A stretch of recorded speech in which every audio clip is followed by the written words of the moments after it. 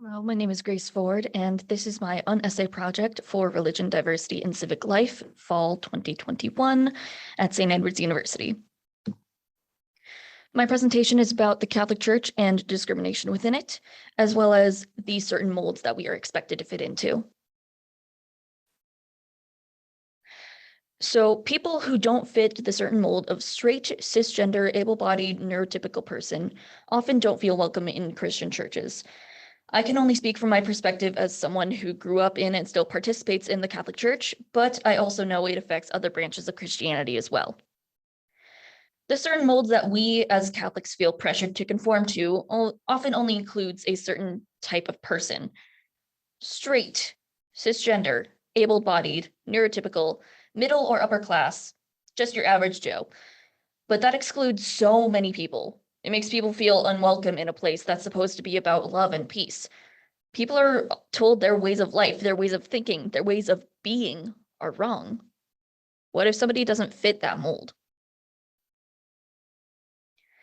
Let's start with the topic of sexuality. People who are anything but straight are told that they have a disorder in the Catholic Church. It's treated like a problem that needs to be fixed. While there are LGBTQIA+ Catholic organizations and ministries, they are few and far in between.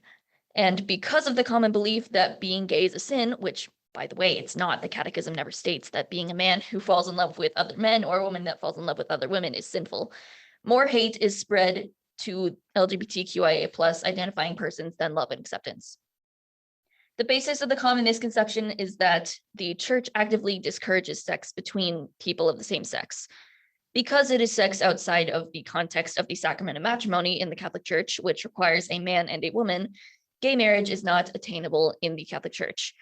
This point of contention not only ostracizes people in same-sex relationships, but it also ignores the possibility of any other kind of relationship. For example, I identify as asexual heteroromantic. I am sexually attracted to no gender and romantically attracted to people of the opposite gender. I also identify as sex averse, meaning I dislike being in or imagining myself in any sexual situation. It makes me uncomfortable, so I will likely never have sex. Because of that, though, I cannot get married within the Catholic Church, despite being attracted to the quote-unquote correct gender. People who identify with a gender identity different than the one assigned to them at birth are just told that they're wrong, that they must have a psychological disorder.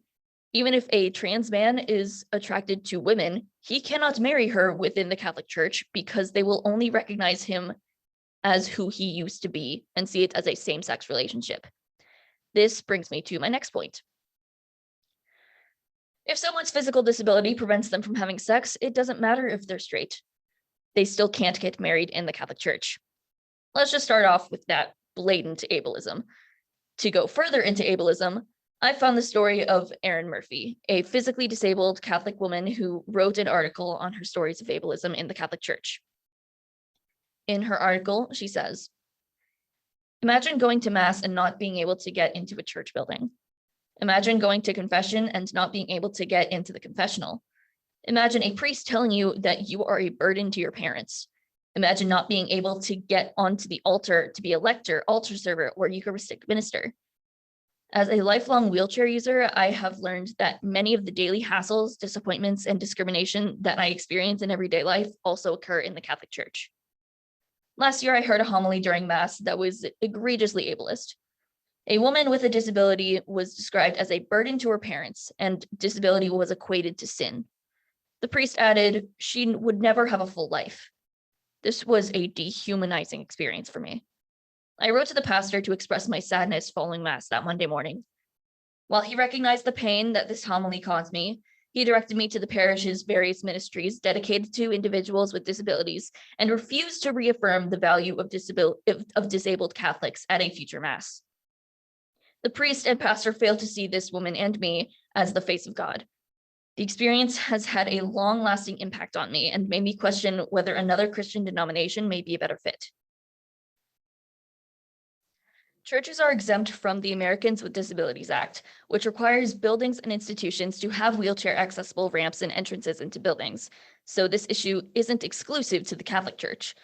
If the institution isn't helping fight ableism, the community most likely won't join the fight either. So now the institution and the community are both obstacles for people who just want to follow their beliefs. Ableism isn't limited to those with physical disabilities. The neurodivergent community is also heavily affected by ableism in the Catholic Church, as well as other faith communities. Take the story of Emma, name change for privacy, a young girl with autism spectrum disorder, and her mother. Her mother says, take Emma, nonverbal at age 4. Emma's mother brought her to childcare at church, only to learn that Emma was refused by the caregiver because she was not yet toilet trained. So she was sent to the nursery, where Emma's mother dropped her off in a room of nearly 24 infants and toddlers being cared for by 5 volunteers. Although Emma is easily overwhelmed by sensory stimuli, the caregivers assured her mother that Emma would be fine. 20 minutes into worship, however, her mother sensed that not all was well. She rushed to the nursery only to find Emma frozen in the exact spot where she'd left her small face filled with fear. Emma's mother spirited her away. Although church means a great deal to their family, the experience was so distressing that they did not walk through the doors of another church for years. There's no common accommodation for those with mental disabilities, no forgiveness for anyone distracting someone else by leaving mass to deal with a panic attack, no understanding for those who may be a bit stunted developmentally because of unpreventable circumstances. At this point, we just need to work together to change the outlook on people with mental disabilities or disorders. Luckily, Gen Z is an incredibly active generation. The amount of young people who have stepped up to change the conversations about mental health and LGBTQIA+ topics to be more open and accepting is astonishing. Gen Z's ability to acknowledge the nuances in all of these topics has allowed them to open their minds to other possibilities in and out of religion. Many people identify as spiritual, creating their own outlook and beliefs and honoring what they believe in. Far from a lazy Christian outlook or lax secular outlook, these amazing people are reconciling their identities and the identities of others with their view of the world around them. And it's honestly beautiful to see. Even those who have stayed in the religion they were raised with have been calling out the institutions of their faith on what they need to do better. The world is changing for the better.